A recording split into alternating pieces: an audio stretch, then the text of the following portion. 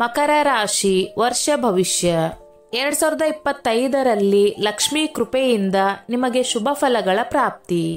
ಜ್ಯೋತಿಷ್ಯ ಶಾಸ್ತ್ರದ ಪ್ರಕಾರ ಹೊಸ ವರ್ಷ ಮಕರ ರಾಶಿಯವರಿಗೆ ಹೇಗಿರಲಿದೆ? ಹೊಸ ವರ್ಷದಲ್ಲಿ ಮಕರ ರಾಶಿಯವರ ಎಲ್ಲಾ ಕನಸುಗಳು ನನಸಾಗಲಿವೆಯಾ? ಕೌಟುಂಬಿಕ ಜೀವನ, ವೃತ್ತಿ ಜೀವನ, ಶಿಕ್ಷಣ, ಆರ್ಥಿಕ ಸ್ಥಿತಿ, ಆರೋಗ್ಯ ಹೇಗಿರಲಿದೆ ಎನ್ನುವ ವಾರ್ಷಿಕ ರಾಶಿ ಫಲ ಇಲ್ಲಿದೆ. ಜ್ಯೋತಿಷ್ಯದ ಪ್ರಕಾರ ಕೆಲವು ರಾಶಿಯ ಜನರಿಗೆ 2025ರ ವರ್ಷವು ಹೆಚ್ಚು ಅದೃಷ್ಟವನ್ನು ತರಲಿದೆ. ಹಾಗಾಗಿ ಮಕರ ರಾಶಿಯವರಿಗೆ ಈ ವರ್ಷ ಹೇಗಿರಲಿದೆ? ವೃತ್ತಿ ಮತ್ತು ಆರ್ಥಿಕ ವಿಷಯದಲ್ಲಿ ಪ್ರಯೋಜನಗಳಿವೆಯಾ? ನಿಮ್ಮ ಆರ್ಥಿಕ, ಶೈಕ್ಷಣಿಕ, ಕುಟುಂಬ, ಆರೋಗ್ಯ, ಉದ್ಯೋಗ, ವೃತ್ತಿ, ವ್ಯಾಪಾರದ ಜೀವನ ಹೇಗಿರಲಿದೆ ಎನ್ನುವುದರ ವಾರ್ಷಿಕ ರಾಶಿ ಫಲ ಇಲ್ಲಿ ನೋಡೋಣ. ಮಕರ ರಾಶಿ ಭವಿಷ್ಯ 2025ರ ಪ್ರಕಾರ ಮಕರ ರಾಶಿಗೆ ಸೇರಿದ ಜನರು 2025ರ ಹೊಸ ವರ್ಷದಲ್ಲಿ ಅತಿ ಮಹತ್ವಪೂರ್ಣವಾದ ನಿರ್ಧಾರಗಳನ್ನು ತೆಗೆದುಕೊಳ್ಳಬಹುದು. ಈ ನಿರ್ಧಾರಗಳು ಬಹಳ ಸುಲಭವಾಗಿರುವುದಿಲ್ಲ. ಆದರೆ ನಿಮ್ಮ ನಿರ್ಧಾರಗಳಿಂದ ಜೀವನದಲ್ಲಿ ಬದಲಾವಣೆ ಆಗುವ ಸಂಭವವಿದೆ. 2025ರ ಜನವರಿಯಲ್ಲಿ ಬುಧ ಗ್ರಹವು ಮಕರ ರಾಶಿಯನ್ನು ಪ್ರವೇಶಿಸುವುದರಿಂದ ನೀವು ಮಾನಸಿಕವಾಗಿ ಸಾಕಷ್ಟು ಬಲದಿಂದಿರುವಿರಿ. ಈ ವರ್ಷ ನಿಮಗೆ ಬಹಳಷ್ಟು ಹಣ ದೊರಕುವ ಸಂಭವ ಹೆಚ್ಚಾಗಿರುವುದು.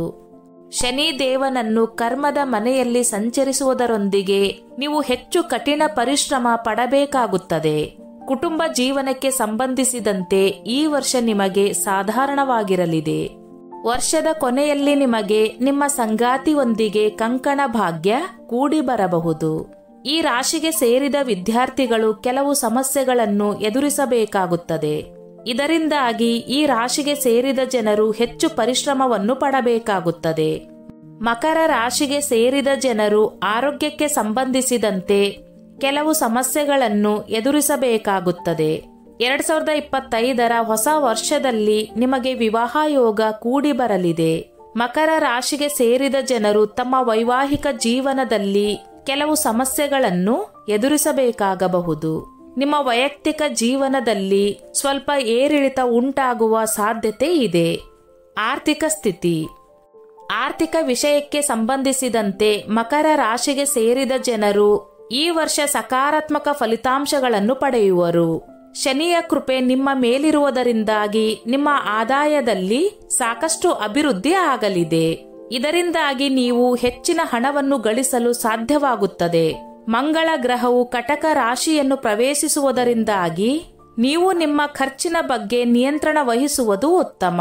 ಈ ಅವಧಿಯಲ್ಲಿ ನೀವು ಉಳಿತಾಯಕ್ಕೆ ಸಂಬಂಧಿಸಿದಂತೆ ಕೆಲವು ಸಮಸ್ಯೆಗಳನ್ನು ಎದುರಿಸಬೇಕಾಗುತ್ತದೆ. ಏಪ್ರಿಲ್ ತಿಂಗಳಿನಲ್ಲಿ ಗ್ರಹಗಳ ಚಲನೆಯಲ್ಲಿ ಬದಲಾವಣೆಯಾಗಬಹುದು. ಹಾಗಾಗಿ ಈ ಸಮಯದಲ್ಲಿ ನೀವು ನಿಮ್ಮ ಆದಾಯದ ಬಗ್ಗೆ ಹೆಚ್ಚು ಎಚ್ಚರಿಕೆಯಿಂದ ಇರಬೇಕಾಗುತ್ತದೆ. ವರ್ಷದ ಕೊನೆಯಲ್ಲಿ ನೀವು ಸಾಕಷ್ಟು ಕಠಿಣ ಪರಿಶ್ರಮವನ್ನು ಪಡಬೇಕಾಗುತ್ತದೆ. ಆಗ ಮಾತ್ರ ಹಣ ದೊರಕುವುದು. ಮೇ ತಿಂಗಳಿನಲ್ಲಿ ಗುರುವು ಮೀನ ರಾಶಿಯನ್ನು ಪ್ರವೇಶಿಸುವುದರೊಂದಿಗೆ ಶುಭಯೋಗಗಳು ರೂಪುಗೊಳ್ಳುವುದು. ಇದರಿಂದಾಗಿ ನಿಮ್ಮ ಆರ್ಥಿಕ ಪರಿಸ್ಥಿತಿ ಸುಧಾರಿಸಲಿದೆ ಮತ್ತು ಏಪ್ರಿಲ್ನಿಂದ ಆಗಸ್ಟ್ನವರೆಗಿನ ಅವಧಿಯಲ್ಲಿ ನಿಮ್ಮ ಕಠಿಣ ಪರಿಶ್ರಮಕ್ಕೆ ಉತ್ತಮ ಫಲಿತಾಂಶಗಳನ್ನು ಪಡೆಯುವಿರಿ. ಇದರಿಂದಾಗಿ ಈ ಅವಧಿಯಲ್ಲಿ ನಿಮ್ಮ ಆದಾಯ ಹೆಚ್ಚಾಗುವುದರೊಂದಿಗೆ ನೀವು ಹೊಸ ಕೆಲಸ ಅಥವಾ ಬಡ್ತಿಯನ್ನು ಪಡೆಯುವ ಯೋಗವಿದೆ. ವೈವಾಹಿಕ ಜೀವನ. 2025ರ ಹೊಸ ವರ್ಷವು ಮಕರ ರಾಶಿಗೆ ಸೇರಿದ ವಿವಾಹಿತರಿಗೆ ಸಾಕಷ್ಟು ಏರಿಳಿತಗಳನ್ನು ತರಲಿದೆ. ಶುಕ್ರನ ಸಂಚಾರವು ಮೇ ತಿಂಗಳಲ್ಲಿ ಸಂಭವಿಸಲಿದೆ. ಇದರಿಂದಾಗಿ ನೀವು ಸಾಕಷ್ಟು ಲಾಭವನ್ನು ಪಡೆಯುವಿರಿ. ಹಾಗಾಗಿ ಈ ಅವಧಿಯಲ್ಲಿ ನೀವು ನಿಮ್ಮ ಸಂಗಾತಿಯ ಸಂಪೂರ್ಣ ಬೆಂಬಲವನ್ನು ಪಡೆಯುವಿರಿ. ಆದರೆ ವರ್ಷದ ಆರಂಭದಲ್ಲಿ ನೀವು ಕೆಲವು ಸವಾಲುಗಳನ್ನು ಎದುರಿಸಬೇಕಾಗುತ್ತದೆ. ಇದರಿಂದಾಗಿ ನಿಮ್ಮ ಮಾನಸಿಕ ಒತ್ತಡ ಹೆಚ್ಚಾಗುವುದರೊಂದಿಗೆ ನಿಮ್ಮ ಸಂಗಾತಿಯೊಂದಿಗೆ ಕೆಲವು ಸಮಸ್ಯೆ ಉಂಟಾಗಬಹುದು. ಹಾಗಾಗಿ ಮನೆಯಲ್ಲಿ ಶಾಂತಿ ನೆಲೆಸುವಂತೆ ನೋಡಿಕೊಳ್ಳಿ.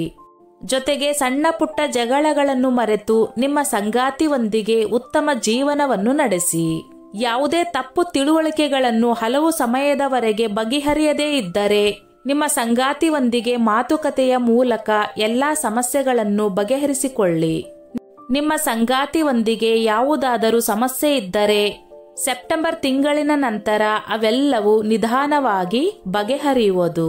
ಹಾಗಾಗಿ ನಿಮ್ಮ ಸಂಗಾತಿಯೊಂದಿಗೆ ನೀವು ಎಲ್ಲಾ ಭಾವನೆಗಳನ್ನು ವ್ಯಕ್ತಪಡಿಸುವುದು ಉತ್ತಮ.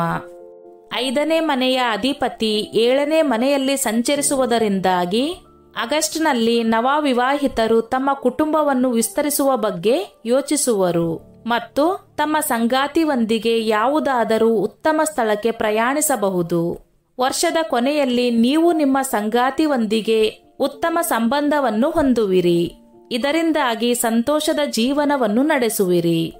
ಕುಟುಂಬ ಜೀವನ 2025ರ ಹೊಸ ವರ್ಷದಲ್ಲಿ ಮಕರ ರಾಶಿಗೆ ಸೇರಿದ ಜನರು ತಮ್ಮ ಕುಟುಂಬ ಜೀವನದಲ್ಲಿ ಉತ್ತಮ ಫಲಗಳನ್ನು ಪಡೆಯುವ ಸಾಧ್ಯತೆ ಇದೆ. ವರ್ಷದ ಆರಂಭದಲ್ಲಿ ನೀವು ಕೆಲವು ಸಮಸ್ಯೆಗಳನ್ನು ಎದುರಿಸಬಹುದು. ಈ ಅವಧಿಯಲ್ಲಿ ನೀವು ನಿಮ್ಮ ಮನೆಯವರೊಂದಿಗೆ ಉತ್ತಮ ಸಂಬಂಧ ಹೊಂದದೇ ಇರಬಹುದು. ಹಾಗಾಗಿ ಈ ಅವಧಿಯಲ್ಲಿ ನಿಮ್ಮ ಮನೆಯಲ್ಲಿ ಶಾಂತಿಯನ್ನು ಕಾಪಾಡಿಕೊಳ್ಳಲು ನೀವೆಲ್ಲರೊಂದಿಗೆ ಉತ್ತಮ ಸಂಬಂಧವನ್ನು ಹೊಂದುವುದು ಮುಖ್ಯ. ಫೆಬ್ರವರಿ ತಿಂಗಳಿನಲ್ಲಿ 4ನೇ ಮನೆಯಲ್ಲಿರುವ ಗ್ರಹಗಳು ನಿಮ್ಮ ಕುಟುಂಬದ ಮೇಲೆ ಹೆಚ್ಚಿನ ಪ್ರಭಾವವನ್ನು ಬೀರಬಹುದು. ಹಾಗಾಗಿ ನಿಮ್ಮ ತಂದೆಯ ಕೋಪವು ನಿಮ್ಮ ಮೇಲಿರುವುದರಿಂದ ನೀವು ಸಮಸ್ಯೆಗಳನ್ನು ಎದುರಿಸಬಹುದು. ಇದರಿಂದಾಗಿ ನಿಮ್ಮ ಮಾನಸಿಕ ಒತ್ತಡ ಹೆಚ್ಚಾಗಬಹುದು. ಆದರೆ ನೀವು ಈ ಅವಧಿಯಲ್ಲಿ ಹಿರಿಯರೊಂದಿಗೆ ಮಾತನಾಡುವಾಗ ನಿಮ್ಮ ಮಾತಿನ ಮೇಲೆ ಹೆಚ್ಚಿನ ಗಮನವನ್ನು ನೀಡುವುದು ಮುಖ್ಯ. ಏಪ್ರಿಲ್ ಮಧ್ಯದಿಂದ ವರ್ಷದ ಕೊನೆಯವರೆಗೆ 12ನೇ ಮನೆಯ ಅಧಿಪತಿಯು 9ನೇ ಮನೆ ಮೇಲೆ ಪ್ರಭಾವ ಬೀರುವುದರಿಂದಾಗಿ ನೀವು ತಂದೆಯ ಆರೋಗ್ಯದ ಬಗ್ಗೆ ಹೆಚ್ಚು ಗಮನ ವಹಿಸಬೇಕು. ಈ ಅವಧಿಯಲ್ಲಿ ನೀವು ನಿಮ್ಮ ಕುಟುಂಬದೊಂದಿಗೆ ಉತ್ತಮ ಕ್ಷಣಗಳನ್ನು ಕಳೆಯುವುದರೊಂದಿಗೆ ಸಂತಸದಿಂದ ಜೀವನ ನಡೆಸುವಿರಿ. ನೀವು ಪ್ರತಿಯೊಂದು ಕ್ಷೇತ್ರದಲ್ಲಿ ನಿಮ್ಮ ಮನೆಯ ಜನರ ಸಂಪೂರ್ಣ ಬೆಂಬಲವನ್ನು ಪಡೆಯುವ ಸಾಧ್ಯತೆ ಇದೆ.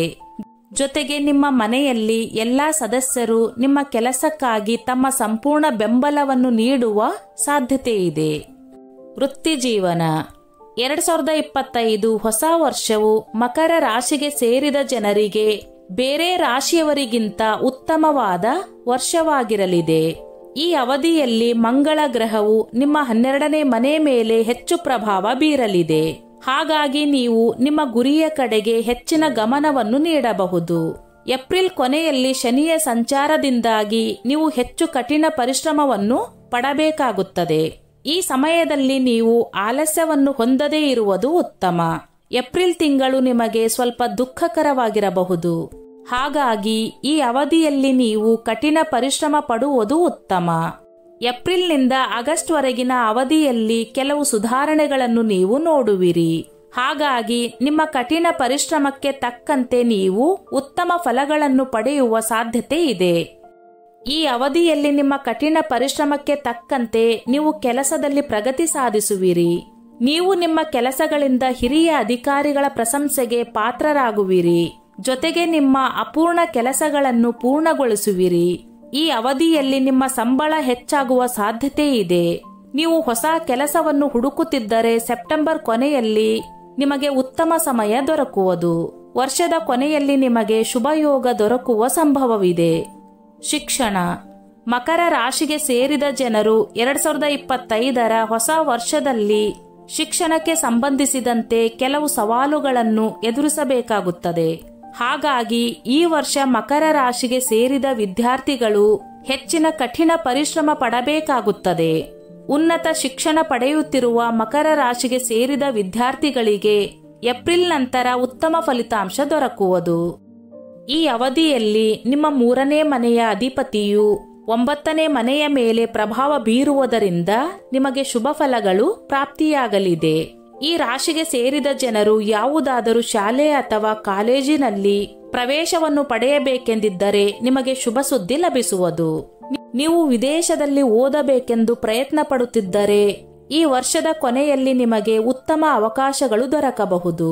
ಏಪ್ರಿಲ್ನಿಂದ ಸೆಪ್ಟೆಂಬರ್ ವರೆಗಿನ ಅವಧಿಯು ಈ ರಾಶಿಗೆ ಸೇರಿದ ಜನರ ಸ್ಪರ್ಧಾತ್ಮಕ ಪರೀಕ್ಷೆ ಅಥವಾ ಸರಕಾರಿ ಉದ್ಯೋಗಕ್ಕಾಗಿ ಪ್ರಯತ್ನ ಪಡುತ್ತಿರುವವರಿಗೆ ಉತ್ತಮವಾಗಿರುವುದು. ಈ ಅವಧಿಯಲ್ಲಿ ನಿಮಗೆ ಅತ್ಯುತ್ತಮವಾದ ಫಲಿತಾಂಶವು ಪರೀಕ್ಷೆಗಳಲ್ಲಿ ದೊರಕುವ ಸಂಭವ ಸಾಕಷ್ಟು ಹೆಚ್ಚಾಗಿರುವುದು.